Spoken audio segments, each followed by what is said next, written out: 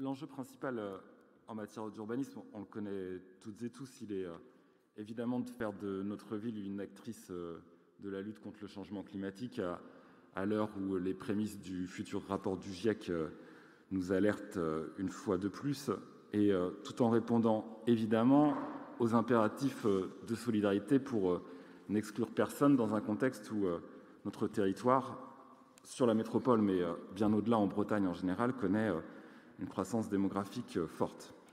Et pour les écologistes, il est évident que les politiques d'attractivité qui ont été menées ont accentué la pression démographique et donc immobilière que nous connaissons aujourd'hui. Le préalable à notre politique urbaine est donc bien d'en finir avec la compétition des territoires. Et nous faisons le constat aujourd'hui que les équipes en place dans de nombreuses métropoles de France et à Rennes évidemment, recentrent aujourd'hui leur politique vers la coopération territoriale de proximité, et c'est évidemment une bonne nouvelle. Mais ce recentrage, on peut se le dire, il prendra évidemment du temps pour produire ses effets, et en attendant, il nous faut répondre à la demande de logement qui est celle d'aujourd'hui. Pour cela, et pour accueillir toutes les populations, sans exclure personne, nous réaffirmons qu'une politique de régulation des prix est aussi un préalable. Le plafonnement des loyers que nous appelons de nos voeux, l'office foncier solidaire, la politique foncière, le logement social, mais aussi la lutte contre la vacance, sont autant d'actions qu'il nous faut mobiliser pour garantir ce droit au logement. Il faut aussi se le dire, la production de logements, elle est dans le même temps évidemment une nécessité. Elle doit être répartie entre les territoires, entre les communes de la métropole, pour éviter des phénomènes de concentration. Elle doit aussi respecter les engagements pris avec nos concitoyens et par conséquent les chiffres de construction que nous définissons avec les habitants dans le cadre du programme local de l'habitat doivent être respectés. Et il est vrai, cela a déjà été plusieurs fois et à maintes reprises débattu, que les 2 années que nous avons connues à plus de 2500 logements construits ont provoqué un rythme de transformation de notre ville inégalée et sur lequel les habitants n'avaient plus prise.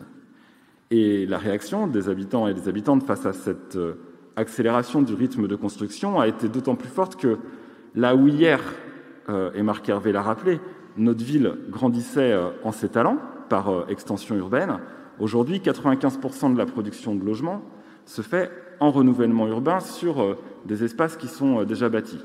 J'ajouterais que, justement, pour préserver les secteurs pavillonnaires et les jardins individuels, cette production de logements, elle se concentre sur les grands boulevards urbains qui, eux-mêmes, ne représentent que 4% de la superficie de la ville. Et donc, ça ajoute, quelque part, une sorte de concentration de la production de logements sur des espaces qui sont assez restreints et qu'il faut, effectivement, d'autant plus réagir les Rennaises et les Rennais. Il faut ajouter à cela que là où hier, la très grande majorité de la construction de logements se faisait justement dans le cadre de zones d'aménagement concerté, donc de ZAC, c'est-à-dire sur des secteurs sur lesquels la collectivité a un véritable pouvoir de régulation, de contrôle. Ce sont aussi des secteurs, comme leur nom l'indique, où la concertation est une obligation. Aujourd'hui, la réalité, c'est qu'une grande partie de la production de logements, elle se fait sur des terrains privés, dans ce qu'on appelle le diffus, pour employer le terme qualifié. Or, si le secteur diffus est évidemment bien soumis aux règles du plan local d'urbanisme, la concertation dans le cadre de ces opérations, là, pour le coup, elle n'est pas obligatoire pour les promoteurs qui y mènent leurs projets. Et donc, c'est vrai que les Rennaises et les Rennais découvrent les projets immobiliers, souvent, une fois que les permis de démolir sont affichés, et ils ne prennent ensuite connaissance du permis de construire qu'à un moment où il est souvent trop tard pour intervenir et y apporter des modifications. J'en veux pour preuve un exemple récent, qui est le projet de la route de Vezin, où les riverains ont découvert effectivement la construction d'un immeuble de 17 étages sur un bâti pavillonnaire au stade du permis de construire. Et donc pour les écologistes, il est urgent que les Rennaises et les Rennais puissent reprendre la main sur leur ville et que leur voix soit entendue et prise en compte dans ces projets immobiliers. Et c'est bien là justement tout l'enjeu de la charte que nous avons à adopter ce soir. Alors tout d'abord, il convient, de notre avis, de saluer la démarche innovante sur le plan démocratique qui a été mise en œuvre pour son élaboration, puisque c'est un jury citoyen qui a construit ce document. Il prévoit plusieurs mesures à différentes étapes des projets immobiliers. Tout d'abord, au moment de la recherche des terrains par les promoteurs eux-mêmes, c'est une réalité et légion, malheureusement, sont les témoignages d'habitants dénonçant des pratiques pour le moins agressives, voire mensongères et manipulatrices de certains opérateurs lorsqu'il s'agit de convaincre les propriétaires de vendre leurs biens.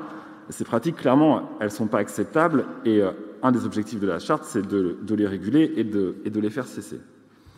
Ensuite, au moment de l'élaboration du projet lui-même, la charte prévoit que les riverains puissent être systématiquement informés des projets immobiliers, et ce, avant le dépôt de la demande de permis de construire. Par la suite, le promoteur doit mettre en œuvre un dispositif de concertation, et c'est de notre point de vue un vrai progrès. Il s'agira évidemment de s'assurer que cette information, cette concertation, elle est bien faite, elle est transparente, que les règles du jeu sont claires aussi dès le départ, et que ces démarches-là, elles permettent une véritable prise en compte de la parole habitant et que les projets s'intègrent au mieux dans l'environnement urbain.